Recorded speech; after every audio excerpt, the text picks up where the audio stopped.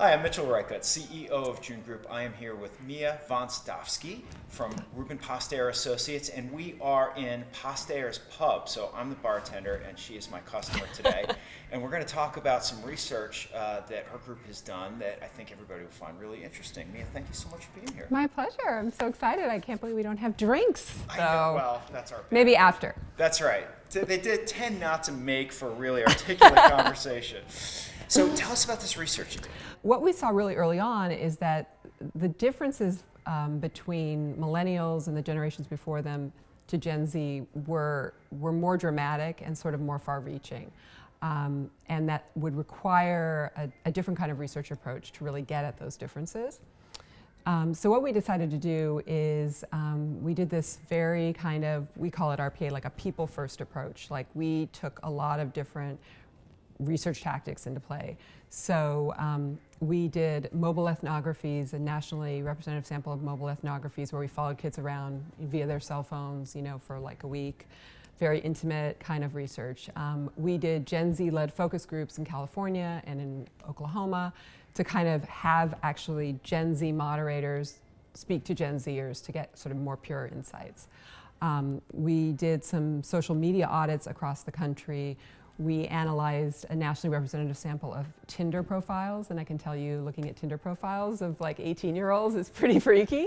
And so we also did a bunch of interviews with people who are like frontline experts with Gen Zers. So Bible study teachers, coaches, at-risk youth counselors, just sort of people who are actually working with Gen Z on the ground versus I'm an expert on Gen Z kind of people.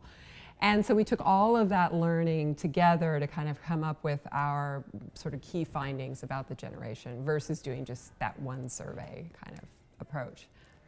That's terrific. So a couple of questions coming out of that. Why? What's so important about Gen Z, and what do you think that the average person gets wrong about that generation? So I think Gen Z is super important because there's about 25 million of them or 23 million of them. They're already spending close to 140 billion in spending power that they personally control. They're going to be something like 40% of our consumer base in the next year or two. So we're all going to be working with them if we aren't already in terms of our interns or younger employees, and we're all going to be selling to them as marketers. So they're a really important target for really anyone. The other reason Gen Z is really important to understand is the way we like to think of them as the canaries in the coal mine, if you will.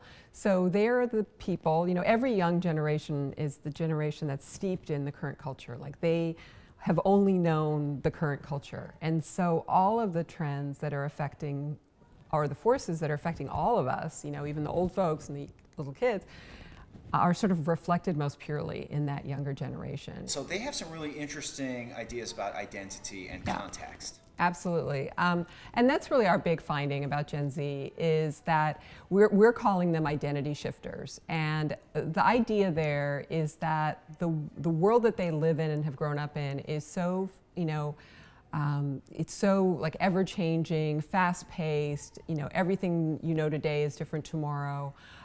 It's so sort of future-oriented that the idea of having sort of one core identity that you're going to try to figure out and then have for the rest of your life, that it just doesn't make sense. That sort of gives you a sense that, well, they're passive and so forth, but that's not what you found in the research. They want power. Yeah. So a big thing, so there's this idea that they have these contextual identities. So they're really great social animals. So they like read the room, they sort of figure out what works in this situation versus what works in another situation and present themselves accordingly.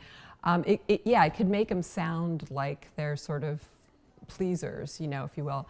But ultimately what we found is because they're so aware of the power of group dynamics, like they understand groups, they get how powerful the group dynamic is, that they see power in leading the group. So like they want to, their end game is, wow, wouldn't it be great for people to follow me? Wouldn't it be great for people to look at me and modulate their behavior based on me? And so they have seen, growing up, particularly in social media, they've seen young people kind of cultivate their own brand identities to the point that people are following them and they're making a ton of money and they're monetizing that identity. Really interesting. Yeah. So tell our viewers where they can read more or learn more about this research. So we have a report available online at www. Do people even say that anymore? I don't know. Let's have some Gen Zers. Yeah, exactly. Identityshifters.com. And the full report is there. It's a 80-page report, so there's a lot of detail, a lot of video, a lot of photos, a lot of firsthand quotes and material produced by Gen Zers. It represents sort of the viewpoints and input of over 1,000 Gen Zers, and we cover a lot of different topics, from health and beauty to education to belief and religion, that could be useful for a wide range of marketers, but also just parents and people who want to try to understand these kids. That is terrific. Thank you so much for spending the time. My pleasure. Thank Enjoyed you. speaking with you. It's great speaking to you too.